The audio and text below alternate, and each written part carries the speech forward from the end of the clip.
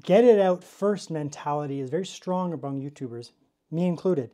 Typically when a laptop comes out, you really do kind of want to be the first one out there, or one of the first one out there to do a review. So you get the unit. I picked this up, for example, the day that it was available. It arrived right away. There was that kind of urge to basically just get it out. Do the review and get the laptop out. Get it on YouTube, find the algorithm, and you're going to get 50,000 views, 100,000 views because everyone's looking for it. But sometimes it's worth taking your time and really understanding a product before you put out a review. This here is a Snapdragon laptop. I've already reviewed the Samsung new model, the Galaxy Book 4. The Lenovo one, because I'm really comfortable with Lenovo products and the Yoga lineup, I actually gave this way more time. It's like the middle of July now. Why, you may ask? Well, it's not just a review of the laptop, the build quality and that. It is slightly different than some other Yogas, so it's not exactly the same. Took an old chassis and put the new Snapdragon stuff in there. They didn't do that. It's revised. I really didn't want to just throw out a review of using this, I don't know, for 2 days or 3 days or something and say, well, there you go. There's the laptop review and whatever, very preliminary. No, I wanted to actually use this for a while. So I've been using this on and off, not as a daily driver, but I've been using this on and off since I got it. I'm not going to clean it up and make it all pretty. I'm going to review it as someone who's been messing around with this thing for a couple weeks. But let's jump into the review and see whether this is worth your money. That's the Lenovo Yoga right there. So we can see here the design is quite nice. It's got that nice blue to it, if you can see that on the camera. Nice blue kind of design to it, really, really nice. Again, I haven't cleaned this off. The fingerprints are there from use, but they do clean up nicely because it's an all metal chassis. So again, I've been messing around with this with grimy hands and food hands and all that, but let's give it a quick spray so you can see if it's easy to clean or not. So we'll just give it a quick wipe down. All right. Nice, easy clean, right? It's not a dark black material or anything like that. So fingerprints are pretty good. Again, I've been messing with this laptop on and off for a couple weeks now. So yeah, not bad, right? Quick clean. The blue is gorgeous. To be frank, it's a gorgeous, gorgeous, gorgeous laptop. Really, really nice to look at here. On the bottom here, all metal as well. You can see the difference in the fingerprints of using it for a few weeks versus a quick wipe down, right? It's very hot in Canada. That's just like a perspiration mark, not really grease or anything like that. It's extremely hot and humid here. About 40 degrees or so Celsius. But you can see that there. It's a really, really nice design. Let's open it up. I like to leave that on there. And you can see here, again, fingerprints. Not too bad. Again, I've been using it on and off for a few weeks here. Let's give it a quick spray. All right, just go like that. You could just use some water. This is just screen cleaner. Give it a quick wipe down, and it's basically good as new, right? Just no force there whatsoever. Nice and clean. Screen, I don't touch it. It is a touch screen, but you can see that there. You get a nice blue texture to this here. Very nice. Right? You can see it's got a nice kind of blue. These aren't plasticky, like this is a metal material. Sometimes keys have a plasticky texture. These are kind of a rubbery texture, similar to a Microsoft Surface. If you've used Microsoft Surface laptops, they have the similar texture there. And some other laptops as well these days from the Yoga lineup have this texture. Some of them have a more this kind of texture. It's very thin. I think this is the thinnest one right now, other than their 2-in-1 stuff might be thinner, maybe. But this is incredibly thin. The weight on this thing is really quite low. Now, again, it is a metal chassis, and it's a thicker metal, not a cheap kind of thin metal, so it's going to have some weight to it. Right, 1,289 grams. You're looking at sub 3 pound laptop. Left side, 2 USB 4 ports there, 2 USB-C, right? Power indicator, nothing on the back. Right side, another USB-C, so there's no legacy ports, USB-A, which are I still consider to be not legacy. Camera kill switch there, and then your power there. So some Yogas, I would say, from AMD and Intel, the only real difference is typically they also have a USB-A. This one doesn't, just has 3 USB-C. So you're going to use one for power, and then the other 2 are going to be used for data and such. We get 512 gigabytes storage. You can upgrade it. It's not soldered or anything like that. You just upgrade it if need be. The builder, I don't think, had a terabyte option at the time, but again, just buy one and upgrade it on your own. No problem there. Let's have a look at the keyboard here. I find typically Lenovo IdeaPad Pros and Yoga Pros and that to be very nice. You can see it does have backlighting. So you can get one that's low, high, off, auto. Usually I'll just leave it on auto. Very nice. They're relatively low profile keycaps. Not super low profile, but they're relatively low profile keycaps. You can see that there. However, there's a ton of travel, like actually a ton of travel.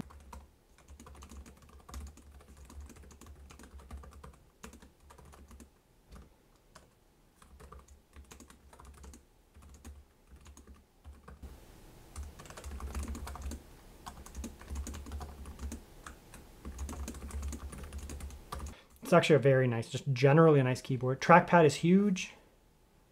All right, you can see that there. Really big trackpad, obviously. And nice and clicky. Nice sharp clicks. Okay, let's look at the specs on my model. I beefed mine up slightly. So this one here comes with the X1E 8100 Qualcomm Snapdragon. It's kind of like a middle of the road one. I've tested the highest one on the Samsung. Very nice. It's quite powerful. This is kind of middle of the road one. I put 32 gigabytes of RAM. This is critical, I think. 16 gigabytes is, yeah, you don't want 16 gigabytes on a laptop. If it has a DGPU, dedicated graphics, maybe, because the video RAM won't steal much, but you really do want to have RAM. Like, you just want to put RAM on your system. So there's a builder option through Lenovo. Put on 32 gigabytes. I think it was, actually, to be honest, I think it was cheaper, which is weird. But I mean, even if it's not, if it's like $100 more, just get 32 gigabytes. Then you know you have 32 gigabytes of RAM, and you're not going to be just basically screwed when it comes to performance, loading up stuff. These typically, I mean, these might appeal towards people who are looking for just like a generic school type machine, you know, go to business meetings, go to school, doing typing, crazy long battery life. But a lot of people might be using this for things like video editing and that. And those professional tasks need RAM. Don't get this laptop with 16 gigabytes, especially as it's soldered. That's what I like to see. So inputting to the laptop is truly fantastic. Screen here is obviously a huge selling point. It's a really beautiful OLED screen, quite nice. Come in here, look at the specs. 1840p, so 1800p, above 1600p, below 4K. Let's put it that way. Very sharp for a 14-inch, 14.5-inch screen. You're going to get, you know, everything looks super, super crisp.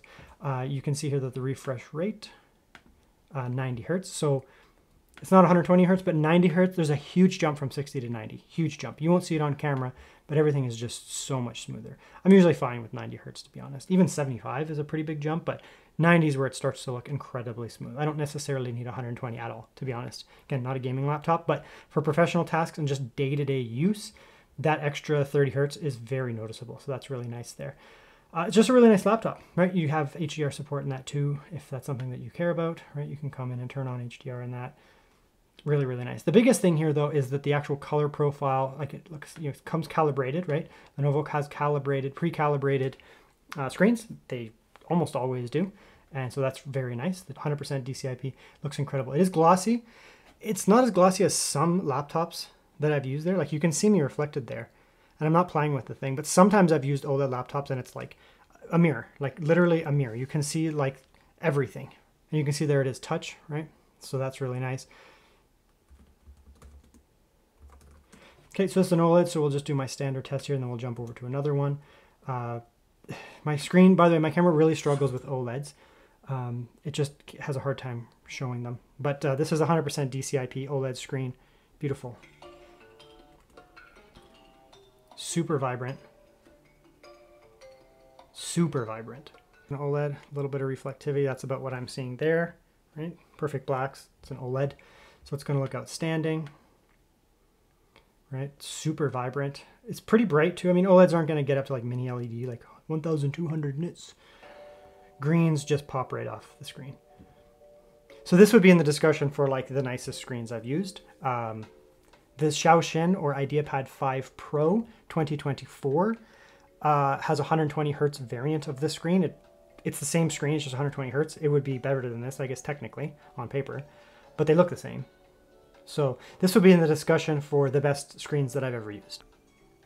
Yeah, so I mean, what am I going to show? It's a 10 out of 10 screen, right? You don't want a glossy OLED, you don't get a glossy OLED, you buy something else, right? You're like me and you want incredible vibrancy, bright screen, incredible vibrancy with decent refresh rate, 90 hertz refresh rate. This is the screen you want. Okay, so watch your headphones as I turn it up.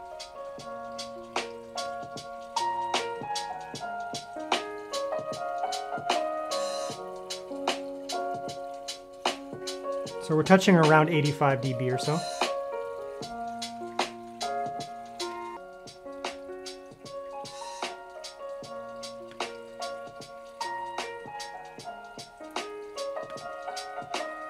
That's really bright, actually.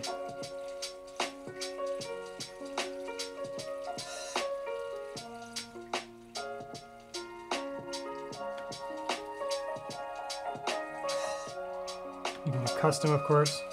I think it's going to depend on you. Music is definitely like, it's a little bit tweaked a little bit. It's bringing down the highs a little bit, actually.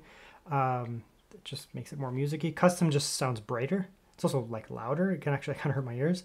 I think it's going to depend on you. I might lean towards custom, maybe, but the music sounds quite nice. The other ones all sound good. Dynamic sounds nice. I don't really like the sounds of these. So I did a little testing. This would be really only beat out by, I think the Asus Zephyrus G14 is better. It's a little different though. That's very bass heavy. You may not actually like that. This is just as clear. I would personally probably take the G14 because I just like bass. But I think for a lot of people, they may actually prefer this. It's just clear. It doesn't have over-exaggerated bass. The Yoga 9i that I recently did, the Intel Yoga 9i 2024 model, does have better speakers than this. So this is getting into like MacBook territory. It would easily trade blows with a MacBook Air. I think it's better than a MacBook Air. Not going to beat out a MacBook Pro 14 inches, just not. As per usual, you do have the Lenovo Vantage app, which is used for Vantage-y things. You can do some different stuff here. There's like modes, media, common, gaming, creative, I don't know. Just common, you know, all this kind of stuff in here. Sound, ooh, music. We'll have to play with that in a minute. Okay. So in this laptop here, I would consider Vantage to be pretty minimal. You could probably take it off, to be honest. That's not really used for a lot of different things. Okay, so let's come out here. We'll look at the included software. We can see the first bit of malware is McAfee. It's fine, just take it off. You get Copilot, so Copilot laptops, you get the Copilot button there. It's a full AI thing, whatever that even means these days. It's all built into it. This is all just Windows stuff. This is all Windows stuff. I don't see anything weird here. Steam I installed. Spotify comes with Windows nowadays. I think Microsoft owns it. That can come off. Now, one thing about these laptops here is you can't do your updates through Lenovo Vantage. You can see here I wasn't able to do Lenovo Vantage updates. Just doesn't do them. You have to do your updates through Windows. Whereas a lot of the Lenovo laptops that I use, I usually do Lenovo Vantage first, then I do Windows updates. This is the opposite, and you even get like your drivers for your graphics and that through Windows as well. It's a little weird that Windows is putting this out. I haven't been able to really see much in terms of like, you know, getting drivers on that from elsewhere. So, I mean, yeah, you just don't really have much in terms of drivers. You just have to hope that Windows gets them. You know, that's one of the nice things about, you know, AMD, Intel, and NVIDIA, you can just directly download them. But yeah, you can't really see here. There's not really much. Okay. Test Cinebench 2024. This is just for noise and acoustics. I'll have the actual scores in the benchmark section, but let's just see if it's noisy in that. So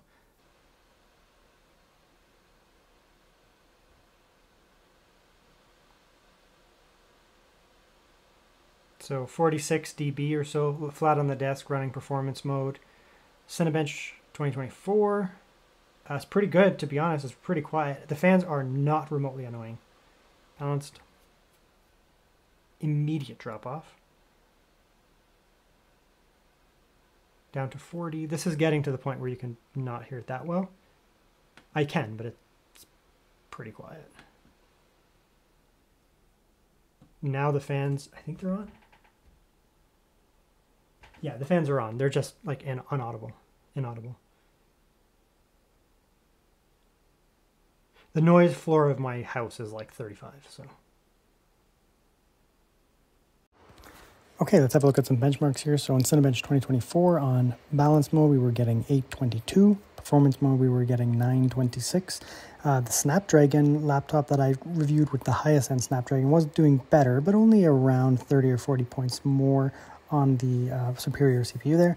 And just for context, that does put it above AMD's 8845HS here. So that's a very, very good performance. The SSD is nice and fast here. Gen 4, kind of middle of the road Gen 4, pretty quick. Wi-Fi here, very fast. That's as fast as my Wi-Fi can go. Battery life here is going to be truly, truly outstanding. We can see here that our draining on idle at full brightness, full refresh, we're sitting at about -4 watts or so, -5 watts. So that's going to give us around 10 to 12 hours probably. So very good. And then you can see here I'm doing some 1080p YouTube, and you can see once again that the drain on the battery is only around 6 or 7 watts or so when we're actually watching 1080p YouTube. So once again, we're probably going to get about 10 hours or so of 1080p YouTube. So very good battery performance out of this laptop. Okay, here's a look at the webcam. Looks pretty good. I don't have very good lighting. Some on the right, some on the left. Really nothing coming from the front. Doing a pretty good job. It's definitely making me a little bit more paler, but I think that's to bring up the darker tone here. And you can see, bring that in. Seems to be doing a pretty good job, and the polling rate is good, so I'd say this is actually a really good webcam. Okay, so we'll do some game testing. This is Baldur's Gate. We're at 1200p. We are on low with balanced FSR. I just want to kind of see what we can get here. Again, these are not gaming CPUs, GPUs, APUs. That's not what they're for. So if it doesn't have good gaming performance, I'm not going to be upset. Like, I'm not going to be shocked that it has mediocre gaming performance. It's pretty good though. I mean, whatever. It's better than I thought. Baldur's Gate, I tested it on the Galaxy Book, which has the highest end model of the Snapdragon Qualcomm, and it did actually pretty well. This is doing okay. There's not a lot of stats you can bring up here. It's just Afterburn doesn't have it, but 42 FPS or so, 1200p. There is some FSR obviously going on here, balanced FSR. This is not a gaming chip, right? But the fact that you can play, like you can play this game with these settings, you're going to be fine. And this is the type of game you'd probably play on this. I mean, you're not going to be playing necessarily, Starfield AAA on a pretty beta Ultrabook laptop like this, right? It's just the way that it's going to be. It's doing fine. To be honest, it's doing just fine here. 45 FPS. We could probably lower the FSR if you wanted. Right? We're only on balance. It's not like we're on high. Let's try quality.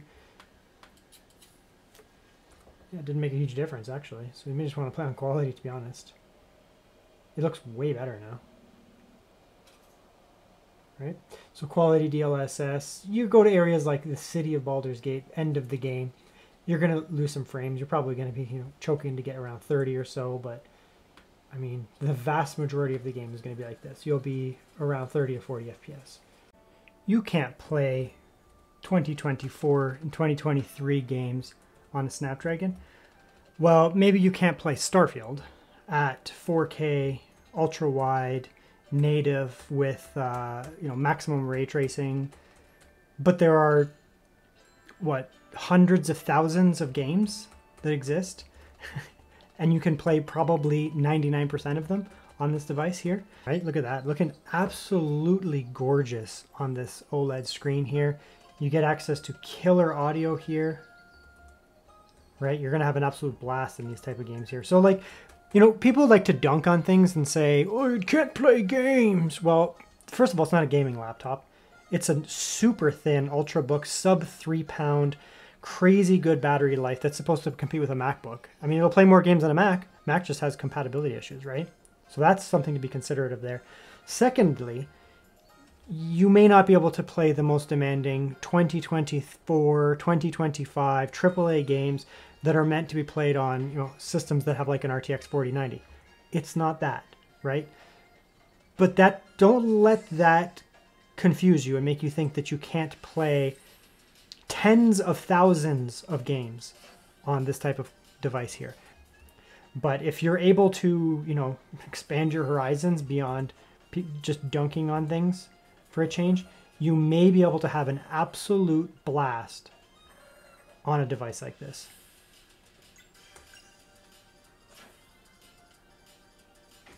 So if you're asking yourself, should you buy this laptop, the Lenovo Yoga 7X, it's just going to come down to personal preference. Are you looking for something that is extremely premium, very thin, very portable, with incredibly good battery life, great speakers, and great screen?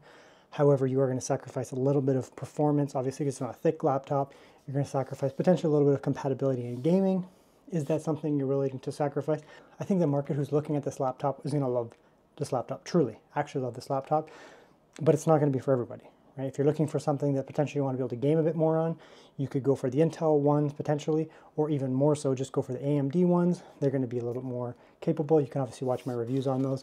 I have lots of reviews on the AMD and the Intel models, similar to these, the Yogas, the IdeaPads, the Pros, Slims, whatever. They're all kind of similar. If you're looking for gaming performance, battery life, if you're looking for a mix of gaming performance and battery life, probably lean you towards the AMD model. If you're looking for, just potentially a little bit more power, gaming secondary, battery life, there's the Intel model. And if you're looking for the best possible battery life, it's going to be this one right here. So that's the review. It's a good laptop, to be honest.